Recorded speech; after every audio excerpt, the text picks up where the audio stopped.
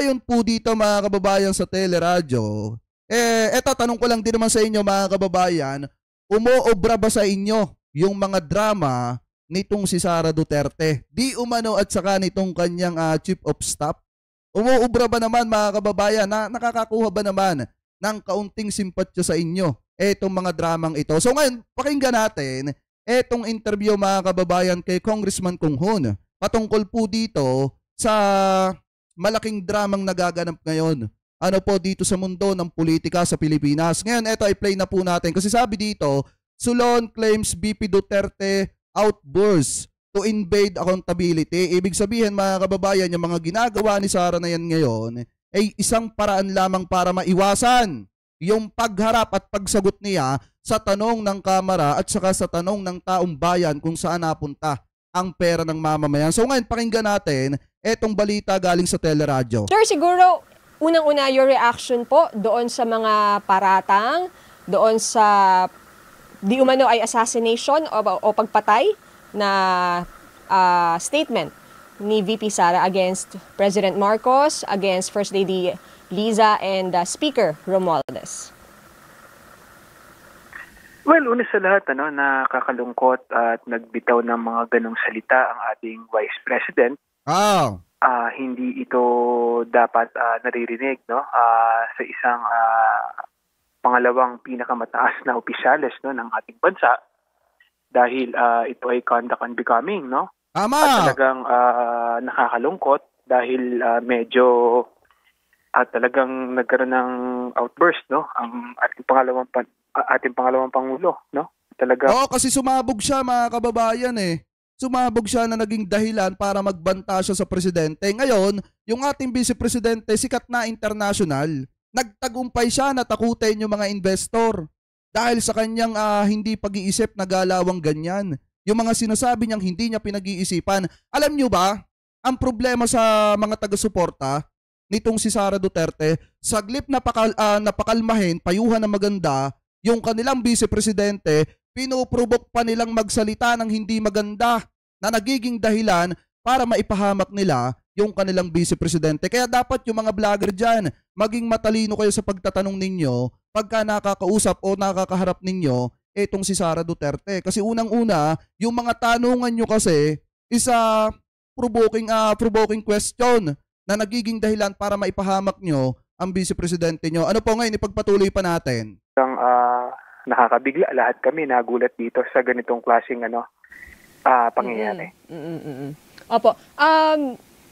Meron bang plans, sir, to investigate considering na sinabi po niya na meron na siyang kinausap para ipapatay yung tatlong personalities nga po na nabanggit if mapatay or may pumatay din sa kanya, if may mangyari sa kanya? Pero may ano dyan may depensa dyan. Etong si Bato de la Rosa, mamaya pakinggan natin yung depensa dyan.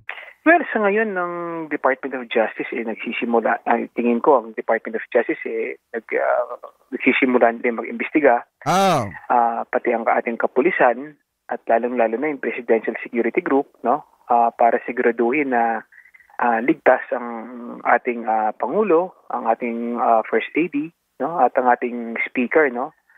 At talagang nakakalungkot at nagbitaw ng ganitong salita ang ating Vice Presidente. Dahil wala naman tayong ibang gustong mangyari, no? Sa Kongreso. Gusto lamang naman nating alamin kung ano yung katotohanan. Gusto nating alamin kung ano yung nangyari sa pondo ng ating pamahalaan na ipinagkatiwala sa Department of Education at sa Office of the Vice President, no? At napakasimple lang naman, Sa totoo lang, hindi naman natin kailangan ng ganitong klaseng drama o senaryo. Ang hinihingi lang naman ng Blue Ribbon Committee, humarap, no, ang ating Vice Presidente, sabihin kung ano yung mga nangyari, at i-account, no, yung pera ipinagkatiwala sa kanilang opisina. Kita nyo, napakasimple lang, Kahit etong si Congressman Kung Hoon, mga kababayan, sinasabi niya, napakasimple lang. Umattend si Sara sa kamera, mag-under oath, ipaliwanag kung paano ginasta yung pera ng taong bayan. Kung mapapatunayan naman nitong si Sara Duterte, mga kababayan, na walang anomalya dun sa paggasta ng pera ng mamamayan, di tapos na lahat ng to. Ang problema lang kasi, kaya to humahaba ng humahaba, kung ano-ano kasing mga drama yung ginagawa. Kaysa magbabanta, magmumura, at kung ano-ano pa mga paratang ang sasabihin dun sa Speaker of the House, mga kababayan. Saan ka ba naman nagkatala? Sasabihin mo, si Romualdez ang kut sa Pogo. Samantalang ang administrasyon ng tatay mo, yung naging dahilan kung bakit dumami yung Pogo, at yung spokesperson ng tatay mo na-allege sa Pogo. Diba mga kababayan? Tapos ipapahid nila sa iba yung kasalanan na sa kanila naman nagsimula. Ano po ngayon, ipagpatuloy pa natin? Sa totoo lang, hindi naman na kailangang iharap niya o ibala niya yung kanyang mga tauhan dito dahil alam naman natin na alam niya kung ano yung talagang nangyari, no? Sa isa kanyang opisina. Kaya lang nakakalungkot, ayaw niyang humarap. Siyempre, kung hindi siya haharap, at tatanungin natin yung kanyang mga staff, no? Sa pangunguna nga ng kanyang chief of staff na walang iba kundi si Atty. Lopez. Tama. Opo, ang laging sinasabi ni VP Kong ay alam naman niya kasi na political persecution di umano itong pagdinig sa House on the confidential funds. Sabi dito, gising na si Katonyeng pero vlogger na bayad, kapit sa patalim. Talaga ba? Katonyeng? Pero may alam akong kwento dyan. Saka na natin pag-usapan. At ang goal lang ay i-impeach siya. Your reaction lang po doon? Well, sinasabi lang niya yun, no? Yun naman ang laging sinasabi niya political persecution. Pero ayaw naman niyang harapin. Paano pag magkakaroon ng political persecution kung hindi in the first place, hindi siya humaharap, no? Pinangungunahan niya tulad nung pagharap niya sa budget. Hindi siya nagsalita. Tama. Natural, hindi niya ma-justify yung kanyang budget. Then after niya hindi ma-justify yung budget, binawasan yung kanyang budget, sasabihin niya, kami may kasalanan kung bakit mawawala ng trabaho yung 200 na tao. In the first place, kung ginastify niya yung budget niya, di sana, baka hindi nabawasan yung budget niya, baka nadagdagan pa. Kung inayos lang niya yung paggamit ng pondo ng pamahalaan, kung inayos lang niya yung yung pag-account, no, ng mga pondo ipinagkatiwala sa kanya, wala namang ganyan. At kailangan niyang harapin yung issue. Hindi yung nagtatago siya sa issue tapos ang inihaharap niya yung mga employees ng OVP, no, yung mga ibang officials ng OVP. Alam niyo ba mga kababayan kung sino ang gumawa ng ganyang diskarte dati? Eto, ipapaalala ko lang ulit Sino ba yung isang pinag-uusapan din natin dati na gumagamit ng human shield? Kasi yung ginagawa ni Sara Duterte para hindi niya masagot yung issue ng patungkol sa paggasta ng pera ng mamamayan ng kanyang opisina at ng departamento na hinawakan niya, sino ba yung, kasi ang ginagawa niya, human shield ang ginagawa niya yan, ng mga empleyado niya, yung pinapaharap niya.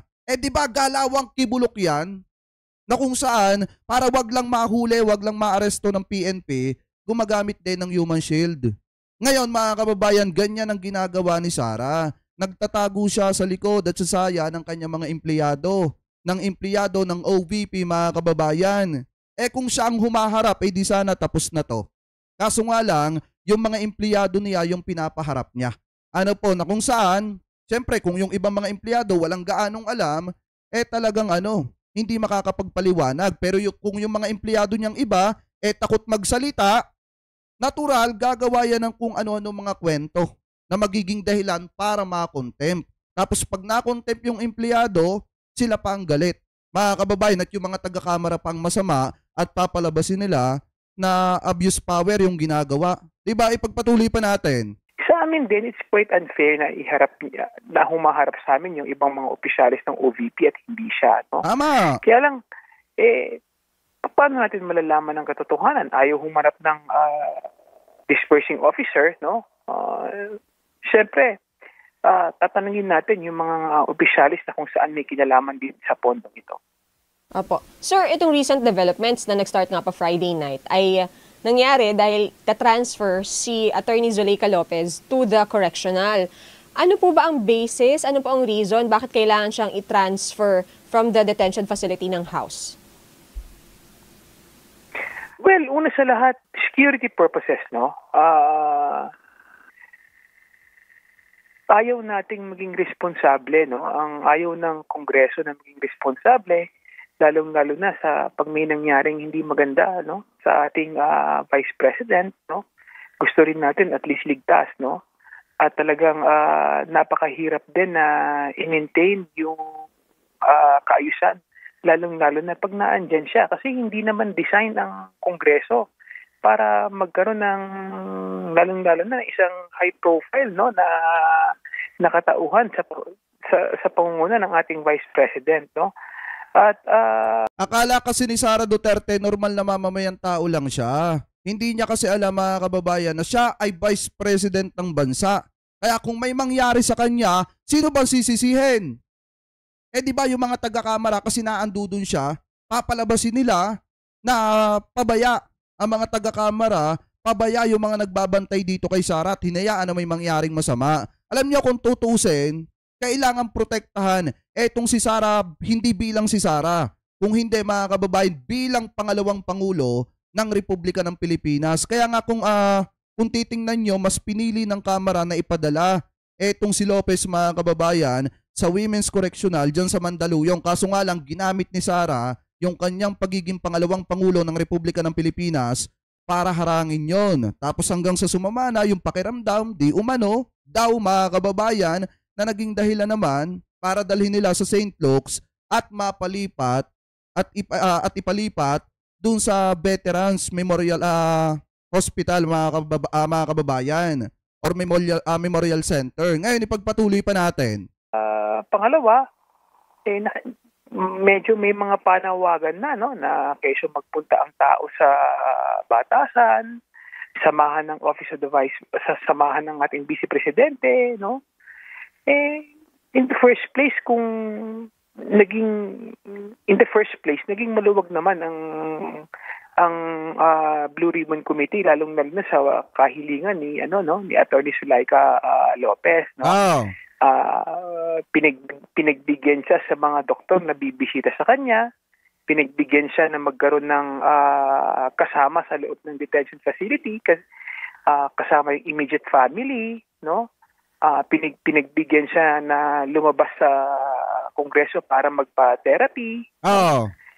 Alam niya kung tutusin, napakaraming pribilehiyo ang ibinigay ng Kamara dyan kay Attorney Lopez. Napakarami. Yung mga kahilingan ni Attorney Lopez ibinigay naman. Pinayagan siya na lumabas para magpa-therapy.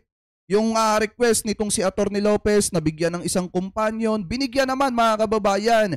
Kaso nga lang ang nakakapagtaka dito, nung dumalaw si Sara, dyan po sa may detaining room nitong si Attorney Lopez dyan sa Kamara, hindi na siya umalis.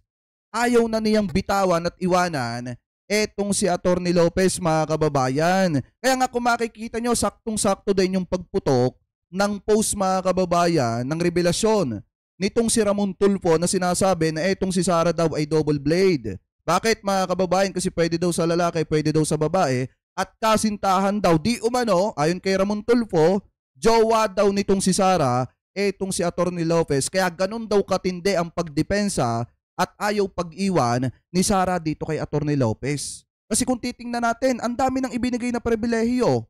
Bakit pa kailangan ni Sara na magstay doon?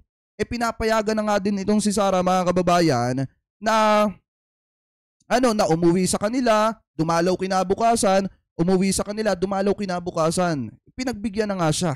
Tapos siya pa yung abusado, mga kababayan, di umano na ayaw niyang bitawan yung etong si Zuleika Lopez, na ginawa niya pang kondo yung opisina ng kanyang kapatid at doon nagstay. Diba, mga kababayan, ngayon ipagpatuloy pa natin. Bigyan siya ng additional security. Kahit na linggo, pinapayagan na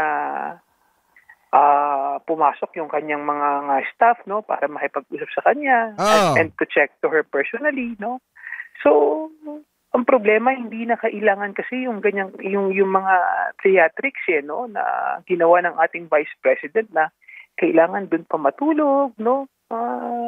Nakakalungkot lang, no, at talagang kailangang humantong pa sa ganitong klaseng senaryo, no, ang ating Vice Presidente para makaiwas lang sa accountability ng confidential fund ng Office of the Vice President. Apo, tama po ba kung kinailangang ilipat ng facility si Attorney Zuleika nung dumating na si VP Sara dahil kailangan ma-secure na yung kanilang seguridad. Opo, kasi pinilit ni VP Sara, or well, nagstay si VP Sara doon sa office ng kanyang kapatid. So kung hindi nagpuntang house si VP Sara, magsistay. Actually nung una ina-assess pa ng ina-assess pa ng komite yung scenario, no. Una ina-assess pa ng komite dahil sinusubukan nating pakiusapan ng ating Vice Presidente, no, na at least, no, na makinig, no, sa rason, no, na sana wag naman ganoon dahil ayaw nating lumala yung sitwasyon. Kaso nga lang, matigas talaga ang ulo ng ating Vice Presidente, mga kababayan, at ayaw niya makinig sa pakiusap ng mga congressman, mga kababayan, na iwan na, umalis na dun sa Kamara. Kasi nga, iniisip lang naman ng Kamara yung seguridad niya. Alam niya kung tutuusin na, kung hindi si Sara nagpunta doon, nagmatigas sa Kamara, mananatili sa detaining room niya, etong si Atty. Lopez, mga kababayan, at hindi ito pagtatangka na ipalipat sa Women's Correctional. Ano po, kasi nga kaya lang naman may papalipat sa Women's Correctional etong si Atty. Lopez dahil nga iniisip ng Kamara yung seguridad nitong si Sara Duterte, hindi bilang si Sara kung hindi bilang pangalawang Pangulo ng Republika ng Pilipinas. Yan ang iniisip ng Kamara na hindi naman siguro maintindihan nitong si Sara, kaya nagmamatigas siya na magstay doon po sa tabi nitong si Zuleika Lopez. Ano po ngayon, ipagpatuloy pa natin. Pero nung mga nagre-request na siya ng mga bagay-bagay na sa tingin namin napaka-unreasonable na. Katulad ng pag-jogging. Gusto niya mag-jogging, no, sa facility ng Congress, no, na nakikita natin isa rin itong malaking security risk, no. At hindi naman natin papayagan na may mangyari din sa kanya doon dahil syempre ayaw din naman nating mapakasalanan ang Kongreso at may mangyari masama sa ating pangalawang Pangulo dahil inirerespeto natin, no, yung opisina ng Vice President. So nung nakita ng komite, no, na may mga unreasonable ng mga kahilingan, no, na nagpapagrabe sa sitwasyon, mas minabuti ng komite na mag-meeting, magpulong, no, decision na ilipat na nga si Atty. Lopez sa isang mas secured na facility. Opo, ang isa din palang dahilan dito dahil padami ng padami yung mga request nitong si Sara Duterte. Na kung tutuusin yung mga inire-request niyang iba, yung kanyang mga kahilingang iba, talagang hindi na alam nyo, yung hindi na maganda.